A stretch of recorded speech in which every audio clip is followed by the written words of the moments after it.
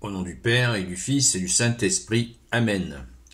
La paix de Jésus soit dans votre maison, sa paix et sa joie. Alléluia. Nous lisons le Saint-Évangile selon Saint Matthieu, chapitre 13, versets 1 à 9. Que ta parole, ô Jésus, rentre dans mon esprit, que ma bouche proclame ta parole et que mon cœur l'accueille. Amen.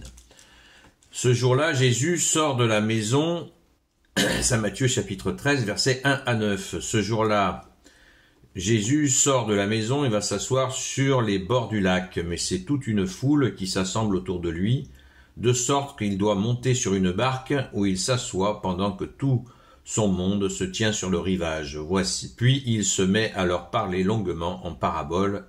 Il leur dit : Voici que le semeur est sorti pour semer. Pendant qu'il sème, une partie tombe au long du chemin et les oiseaux viennent et mangent les graines. D'autres graines tombent sur la rocaille où elles n'ont guère de terre, très vite sortent les tiges parce que la terre n'est pas profonde. Mais aussitôt que le soleil chauffe, elles sont grillées et se dessèchent parce qu'elles n'ont pas de racines. D'autres graines tombent dans les épines et les épines croissent et les étouffent. D'autres tombent sur la belle terre et donnent du fruit, l'une 100, l'autre 60 et d'autres encore 30. Que celui qui a des oreilles entende. Alors cet enseignement de Jésus, on le voit, il est écrasé à nouveau par la foule et il est obligé de monter sur une barque pour pouvoir justement ne pas être écrasé par la foule et expliquer cette parabole. Alors, il va l'expliquer à la foule, mais il va se passer quelque chose de très important. C'est que Jésus va donner à cette foule une parabole. Donc il va parler en images, comme la parabole du bon samaritain, qu'on a vu il n'y a pas longtemps. Et là, il va donner qu'à certaines personnes, c'est-à-dire ceux qui ont décidé de l'écouter. Voilà. Et il va bien faire la différence entre ceux qui ont décidé de l'écouter et les autres, qui ne veulent pas entendre l'explication du comment le royaume des cieux fonctionne. Donc, Jésus va se servir de cette parabole, bien-aimé Jésus, tu vas te servir de cette parabole, du semeur. Le semeur, bien sûr, c'est le bon Dieu, et il nous explique, Jésus tout nous explique là en images, qu'est-ce que c'est, qu'est-ce qui va empêcher cette semence, cette semence, eh bien, c'est les talents, c'est la présence même de Dieu qui nous est offerte pour vivre avec lui et accueillir le bon Dieu sur cette vie terrestre en vue, bien sûr, de la poursuivre au paradis. Et là, dans cette parabole, donc, Jésus donne des images précises de ce qui peut nous empêcher. Pourquoi je parle comme ça sans attaquer le sujet, vous allez me dire, parce que c'est une des rares paraboles que Jésus va expliquer lui-même. Et on le verra à partir du verset 18. Donc on ne va pas brûler les étapes. Si vous voulez les brûler, allez-y, vous pouvez le faire, mais on va patienter en réfléchissant sur la méthode. Car Jésus nous donne l'enseignement du Père, nous a-t-il dit, mais aussi la méthode d'enseignement. Et là, ça devient donc très intéressant, parce que cet enseignement et cette méthode, décidée par le Père, Jésus est Dieu lui-même qui s'est incarné pour expliquer ces choses, c'est dire, on prend conscience et dire que le Père, le Fils et le Saint-Esprit, donc Dieu a bien compris qu'il y a un énorme problème de compréhension. Il faut que le Fils s'incarne. Et on ne prend pas la mesure, suffisamment la mesure de ce retour de Dieu sur terre. Pour expliquer les choses.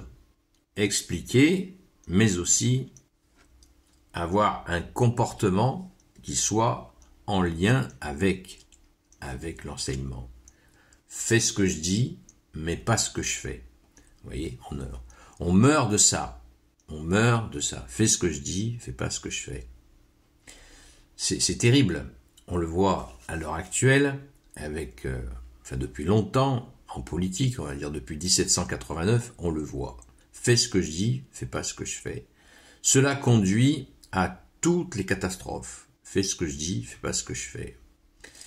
Et ça, il a fallu que, et ça s'est passé donc sur le terrain religieux il y a 2000 ans, avec ce peuple hébreu qui vrillait, qui était dans le « fais ce que je dis, fais pas ce que je fais », pas tous bien sûr, des gens devaient être tout à fait cohérents, comme on dit, mais là, ça a été à son paroxysme, et le Père a décidé d'envoyer son divin Fils, avec bien sûr l'Esprit Saint, pour montrer aux gens que ça, c'est justement ce qu'il faut absolument éviter, dire et ne pas faire. Ouais, parce que là, quand on dit on ne fait pas, eh bien, d'ailleurs, Jésus a une parabole sur ce sujet-là. Il demande, il y a un fils qui est un papa qui dit à son fils va travailler au champ, et son fils va réagir d'une manière tout à fait qui va révéler cette question du fais ce que je dis et fais pas ce que je fais. Donc nous pouvons aujourd'hui, en attendant l'explication qui va venir très vite de Jésus, on peut très bien se concentrer, je crois, sur cet aspect-là. Fais ce que je dis, mais fais pas ce que je fais. Oui, fais ce que je dis, mais ne fais pas ce que je fais, c'est bien ça. Donc, pensons-y, mettons donc en pratique le plus possible. Et quand Jésus nous dit d'agir en mettant en pratique sa parole, quand Jésus tu nous dis gardez ma parole, vous garderez ma parole. Voilà, gardez ma parole. Garder la parole de Jésus, ça veut dire ça. Ça veut dire la mettre en pratique. Et il y a encore des gens qui disent oui, mais les actes, c'est pas ça le plus important. L'important, c'est d'être sauvé. Oui, c'est fondamental d'être sauvé, mais pour être sauvé, il faut aussi mettre en pratique la parole de Jésus. C'est pas un chèque en blanc. Le sauvetage de Jésus n'est pas un chèque en blanc, il faut bien l'intégrer.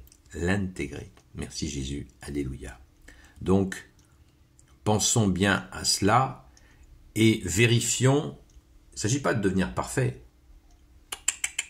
Ce serait justement un grand danger de devenir parfait. On en a parlé il n'y a pas longtemps à propos du catharisme, qui était une catastrophe. Une des hérésies les plus monstrueuses, qui s'est déguisée en bien. Donc, pas question d'être parfait, c'est pas le sujet.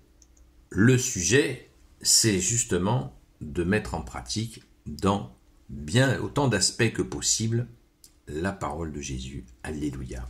Gloire soit au Père, au Fils et au Saint-Esprit, maintenant et toujours, et pour l'éternité. Amen.